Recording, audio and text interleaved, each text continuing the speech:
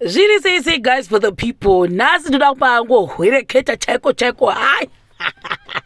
Saka apo guys for the people ndaikuratidzai kuti onaiwo dzimwe dzimba dzakazoguma dzanyura nenhau yekuti vanhu vakavavakira mujinga megwizi. Vanotora vanoti pamunoona pakavakira vanhu avo dzakanyura idzo kare kacho ni mayezi back gwizi ugugugu kana kuti leki iyi yairi nechekuri, but mvura payakazoramba ichiwedzera handizozivi kuti maleki anofamba sei. Mvura yakazoguma yadi yauya ndokusvika ichiafekta mazidzimba amaona ayayo.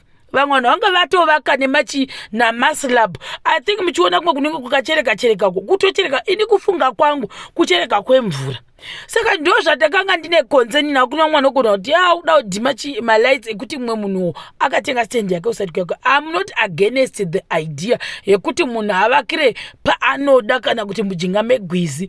Maybe it's a tourist attraction inogona kuti vamwe vanhu vagozokwanisa kuuya vachiona gwizi vachiona zvezvichiitika. Amozvona ndosaka mamwe mabichi aya kwatinoenda kumabichi kunenge kune mamwe mazibig buildings ane ariko achitosustain vanhu vachitobuda muhotera vachienda kupi kundojakuza vachidhidha varimo vachinonga nhodo dzavo kana vari vaya vechirungu vano vachinonga nhodo vototi hameno mastonzi vanoti kudii votomapeka kana kudonga zvitemhe zvehoshwa vamwe vanozvita zvakare. Saka ndini uyo ndaida kunyanza kuhwisa kuti chii chinenge chikonzera kuti munhu azoita sezvizvi. Saka ndakahwisisa their point kuti iri kubva papi. So kwese kwamuri kuona kwakavakwa zvakanaka kunotorina mamwe vari kutange mahotera. Saka ndaito admire zvamukutoona kuti these people vari kuvaka mune zvakanaka. Ndada kuradzai kuti Malawi inenge chinzi yakashata iya zvakare. Hainamboshata zvokufunga kwatinofunga kuya. Vanhu variko kuvantovakawo asi iwo zvakare rinoita sefamubriki iri kana tinotova famubriki rakazara vanhu vaJehovha. Ndaifunga kuti toga tinoita zvokuisa hondo yekuti munorongera hondo vanhu vodidi voforoma vopisa ndo zvirikowo zvandakaona zvakare kupi kuMalawi. So apo isusu taiva tiri muzhira kuti tiinde kupi kundoona leki ndongana makaona mapicture aya indakaona zvidzimba izvo zvakavhurikangana kuti chinoita sehowa ndikati madesign avo avanenge vanawo asi ni conclusion vanovaka kwakavakwa kuMalawi. Hatingati inzvimbo yekuti ungatobva waisa pamepe kuti vanhu vakasara zvekudaro havana mbosara vanhu ava. Uyezve magetsi chimwe chinhu chandakamubvunza ndechekuti ko magetsi kunoinaindawo here zvikanzi anoindawo zvawo here and there. Saka load shedding ndoona sekuti iri kwese I don't know why. Saka apo isu tiri muzhira pane panoda kuradzaya guys kuti imwe mode of transport inoshanda kuno yakandishamisa ndeipi. Asi tisati tasvika pamode of transport iyo yandiri kutori kuti tigokuratidzai tasvika kwataiinda uko. Taiva mumugwagwa kuti tinge tichinda kupi ndichiri ipapo sati takudzai onawo zvidzimba zvakanaka zvitaipi zvachoni kuda munhu unoda kurojesa kuda unoda kuti adoja handizini nokuti dzakangofanana madesign. Apo todzoka munyaya taiva mugwagwa kuti tinge tichisvika kumagirosa kwainzi kumagirosa kundotsvaga vhiri riya nokuti taifamba nebhisikiti. Saka takanga tati chirege chose tindotsvaga vhiri rekuti chichichinja pamota. Asiwo chitasai kunonzi kumangochi kuya guys. Ndakaona vanhu vazhinji vanga vane miti yekuti kumangochi kuna vanhu vasingabva ruri machira, kumangochi kuna vanhu vanoroya, kuna vanhu vanodii. Inini hangu zvinhu zviya zvokunzi kuna vanhu vanoroya, kuna vanhu vanoita sei. Handigoni kuti ndinge ndichizvihwichinesa kana kuzvisapota kana kusazvisapota nemhaka yekuti unenge wafambira chawafambira wodzoka uri mutano uri mupenyu. Handigoni kuti ndinopenda nzvimbo nekuda kwokuti ivanhu vekuti pamwe iyenewo kana kuti vamwe vanoziva ndo vakasangana netsekwende kana kunzi zviri kunzi vanhu vakadhisape vakanyangadika muchimota chamapurisa ekuJoni. Saka ipapa pamunoona apa mabhasikoro ese ayayo guys.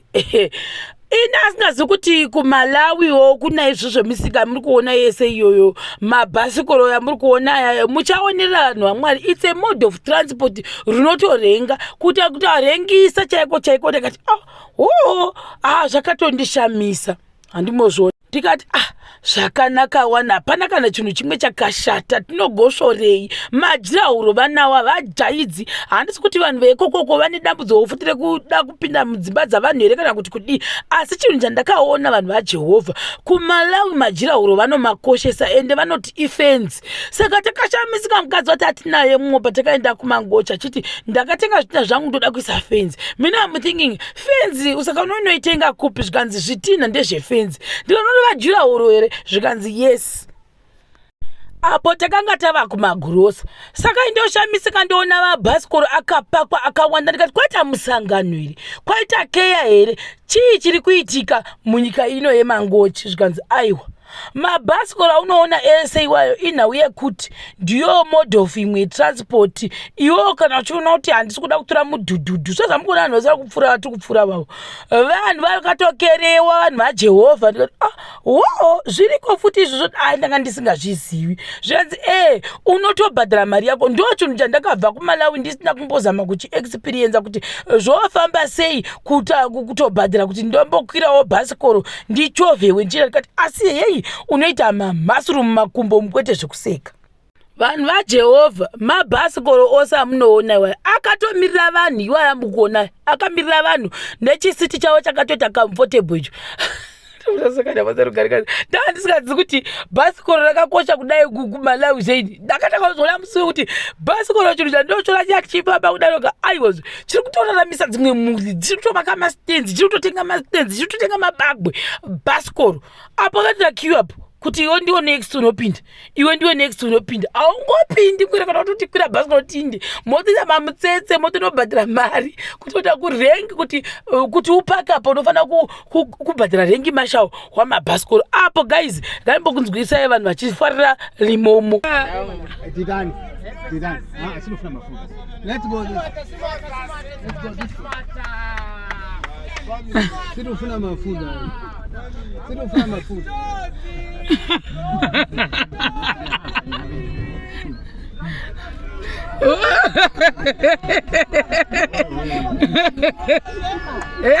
Nikutora ma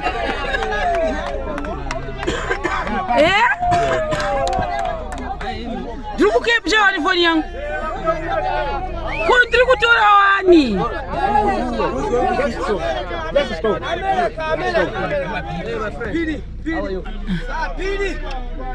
Hello, how are you? Fine, and you, mister? I'm very well. You're good. Thank you. Like Mama, how are you? Hi, how are you? I'm fine. Good, and you? Where are you from? I'm from Zimbabwe. Wow, that's cool. We are from here. Nice to know you.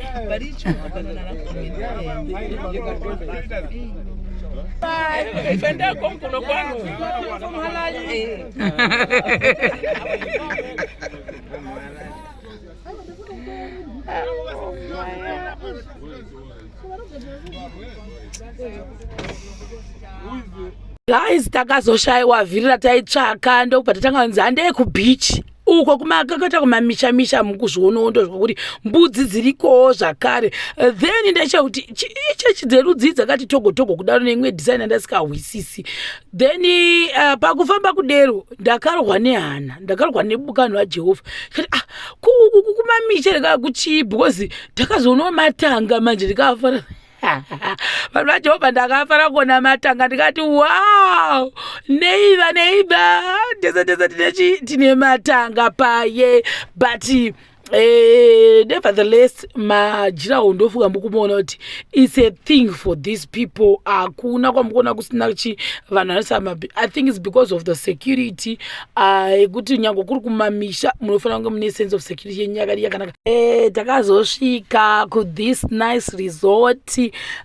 From what I heard hanzoni munhu wacho anoona paimbova lecture here something like that. Sikati zvakanaka. Ndandokuratidzaiwo zvekuti muone there are some beautiful places in Malawi that are actually hidden down by the countryside. zvakanaka saka ndikabva ndati ngatimbona kuti madesigns edzimba tikuona pano ndibva ndanakirwa ndikuona pane swimming pool zvakare makazviona mapictures angu ayo. So those are the gardens. Ndofunga kunenge wakuzoti vanhu vakachata vanoenda ipapo. I'm sure pane gona pachitwa ma-events pese pamukuonapo. Washington amukudze vakati hatingamiriri izvozvo ndobva pasi akati let me just follow them so that I can go and take some pictures with them. Guys, kufamba navanhu vachikura ndimogona kuti zvanaitaura zvezviya kuti kuno uku vanhu vanokosa kusunga Zambia. I little did know kuti maZambia akakosha kuMalawi. That's something that was actually I don't know if I can say alarming or not compelling.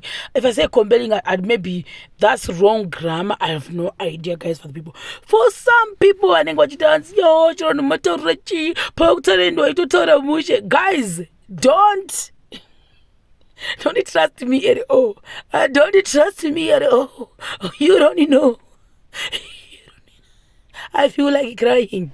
Saka getting back to our story zvangu yadachitaura yaya kuti kuenda kubichi I think zvinoda futi kuti uzive kuti nyika nenyika maculture acho akaita sei, macultural norms avo anenge akamira sei, kuti akafanana nekwenyu here kuZimbabwe kana kuti akasiyana, because otherwise kune dzimwe nyika unoguma wasungwa pamwe ukapfeka chikabudura chitokotoko mukuzviona vanhu vari kuwacha hakuna kana akapfeka kashoti vakadzesa vakapfeka mazisiketi.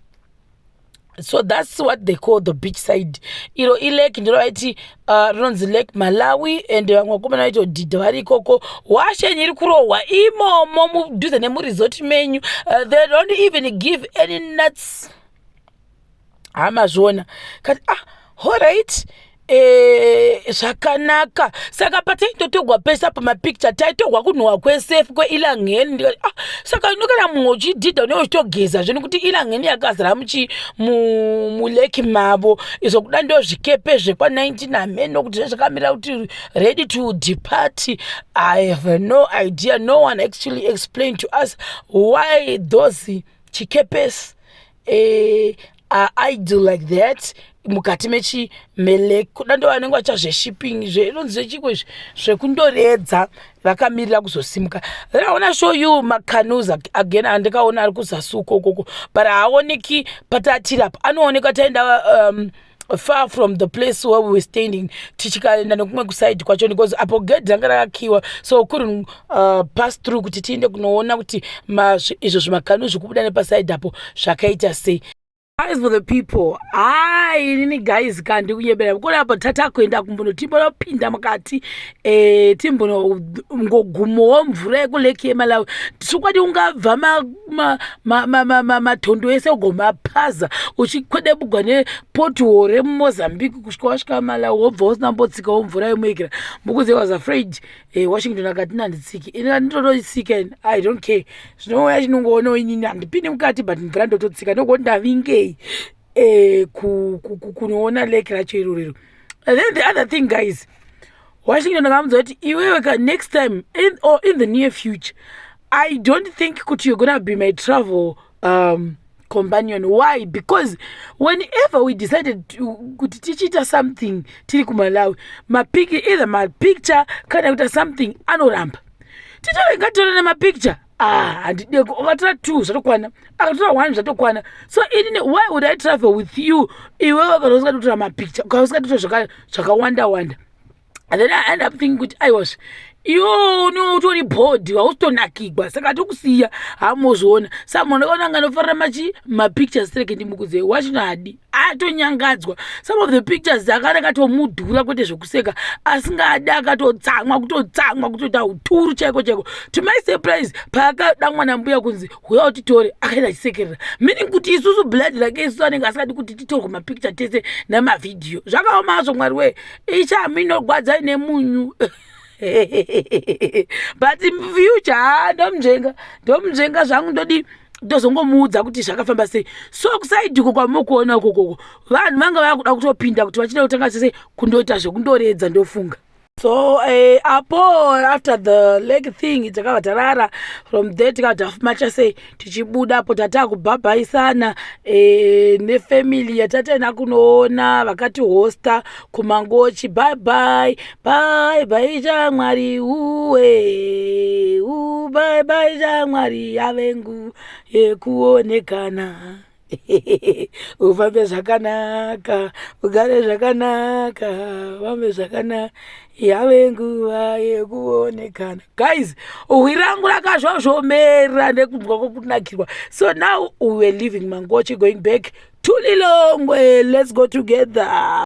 Iyo EQ yese yevanhu vese vanga vakamirira kuti afiwe ndopandanga kuti isusu Zimbabwe zvokwadi zvimwe zvinhu tofanira kutenda Mwari nekuda kwokuti kune nzvimbo dzinotonetsa fiwo zvokutodera lai racho rinotokura unogona kutomukira pafiwo ugosora uripo pakiyo yese EQ yese amuri kuona double lines zvimututu zvezviri kwazvo zvega vanhu vese vakamirira kuti vandomwa petrol vese vakamirira kuti vaende mukutozvona uku zvimututu zvakamira pastandby kuti zvigopinda zvakatetowo lai zvacho nedzese mota dzamukona kumalawo kunonetsa fiwo ndozvo zvandakaona saka apo takuinda.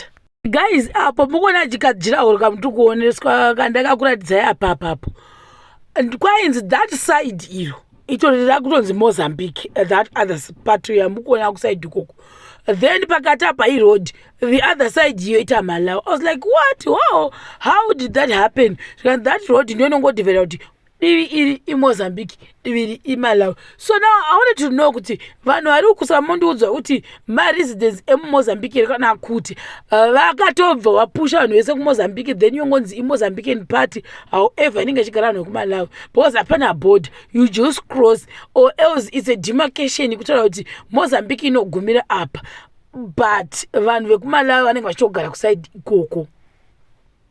Maybe that's the geographical map ravo roads kuti ndo zvanofanira kuita but hanzi iyo iroad ndio iri kudivida divi rezasi kuti Malawi divi rezasi kuti Mozambique, sorry, ire kumusoro ronzi Malawi. That was like a little bit surprising to me kuti saka vanozvifambisa sei kana uri wemuMozambique kurava kuti unongokrosa madiro kurava kuti here kuti government inouya yoti vanhu vese vekusaidi reukuku kwanosvira sekuti vanhu vekuMozambique uya mutore maID kana kuti vanongototi vedivi rese. I'm confused guys. Then ndakabva ndanzwa kuti hanzi even kumanika ukokokoko ndo zvazviri. I'm not so sure because I've never been there, so I can't say something that I've never witnessed personally. So ndo zvandangoti ndikuudzeiwo seguhwa kudai ndinenge ndaremegwa kuti shuwa ndofamba here ndigorerega information yese yoyoyo yandakabva nako mhiri kwemakungwa kuti ingoinda iexpire vanhu vasingazivi vanhu vasingaoni ndoda kuita zvinhu zveevidence. Zvinhu zveevidence ndozvo zvakanaka nekuti hakuna unondirambira ndomuza kuti izvo zviri apo izvo hambozviona saka kutonzi divi rese rero itori Mozambique. Divi randiri kuradzai it's Mozambique hambozviona hanzi pakatokura kutosvika zasi tichingoinda divi ro nekajirawo rero ronzi ndo Malawi. How does this work guys? Vanoziva vanhu vekuMalawi kana if you know, if you got more information please help me understand how this situation is working for the people of Malawi and Mozambique. I'm still confused. I'm very confused. Singamboiti kurava kuti kana tese izvi zvikauya mabenefits ekuzasi kwekuMozambique hagoni kubenefita vekusaidi kwekuMalawi. Handizivi nokuti avatoone checha hamozviona yaweyo kudai anda Mozambique chechi iyoyo futi handizivi zvitina nanambukudzai hondo yaya zvakazara izvozvo divi rori ukokoko uko andokuradzai kuMalawi iyo Mozambique kudoita seuchadonha mukati merodhi uri pamusoro petoilet papo zvakaoma hazvo ndizvozvo guys zvandamboti ndimbokuratidzai something that actually surprised me when I went to Malawi.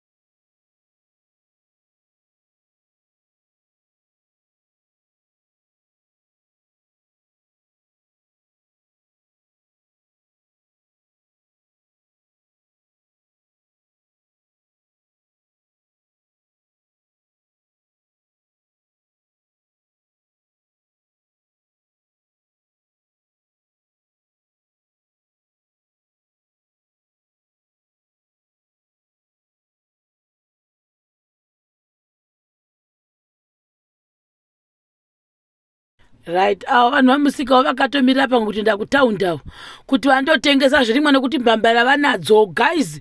I think ndakakurodza kuti mbambara vanotadzwe machips aya mahombe. So farming vanongotiwo I think something that will actually do here in Zimbabwe zvakangofanana patakana zvakasiyana amozviona uko kwatatiriko kuma-outskirts mhene kuti kuvainzi kuchii kwatatava ikokoko but unongoonowo nemadilapidated buildings kuti ndekwekumaoko kukwambiri yarodzwa kare ikoko chingoinda saka yangokuradzaiwo kuti arikowo mabuildings akanaka arikowo akashata zvokwadewo vane munzwa kunyika yavo ukaba unotumburavo hambozviona manje saka ndo zviripo izvezvo then I feel like kumamisha kwavo futi I realize kuti vanovaka zvisingatomboiti ende marata vanomakoshesa kwasiyana nekumozambique pakuti muroad chitazve muroad not deep muri alongside the road vanovaka zvinhu zvine marata zvakawanda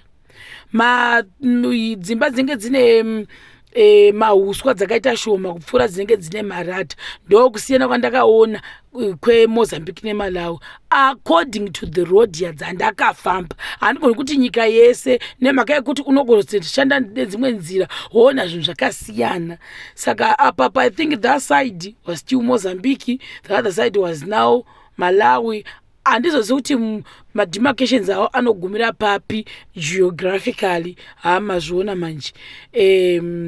Chakakosha kufema sando zvipo. So tichidzokera panhau yekuti driver mamwe anogona kubvunza kuti pamakaenda kulake where was the driver?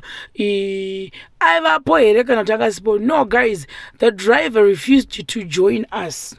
He was like, nah, I'm not gonna accompany you guys, I wanna rest ndosara pano. So akazira mwana we kana kuti muzukuru wepahost family patanga taenda ndovakasara vese and the guys he was very uncomfortable nekuti anga achitya maybe kuti basa rapera here kana kuti kudi. So apa tichidzokera ndiye akabva adhiraivha tichidzokera asi papakangotanga ngoti warara zvarara kuvira driver waya akaputsa apinda mune imwe mota wachingona akati no, let's exchange the seats.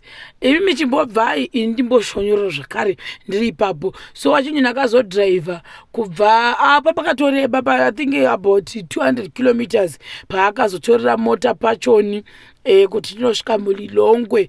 And also the distance from Mulilongwe kusvika kuMangochi iripo pane mufambo guys, hanimbodi kunyeberai kune mufambo. So I also want to address some of the people who know why wakavaka kana kuti kure nekwagutuka kuti nekupi. It's an example yandikuda kuti senyaya kuti like look at Gogo vane maproperties avo muLilongwe but vane dzimwe futi kupi kuMangochi, but I'm not even sure if she comes from Mangochi. Hamozona, but vane properties. So it's all about market dzakoti iwo uda kutageta chii pawaenda kunzvimbo iyi.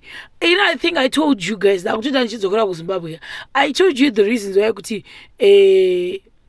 actually no, I'm lying. I didn't tell you the reason why I had to buy land kuGogwe. I'm still keeping that secret in my heart because I need to keep on looking for at least 3 more stands in Gogwe Center. I know my reasons. So guys, even if you don't want like a place like sezvandakaita inini kuti ndasikafariri Mangochi nenhau kuti ndaiona lake, but someone anotoifarira because ari kuona business. I'm on the difference. So even anenge aona business inini because and insight yakanyanya ndinogona kuti no, I'm not gonna invest anything in this place because of this and this. So now apo tata kutosvika I think that I'm muLilongwe. I'm just showing you off kuti aiwa takusvika finally. The Lord has done it finally. Finally the Lord has done it finally. Tasvika muLilongwe.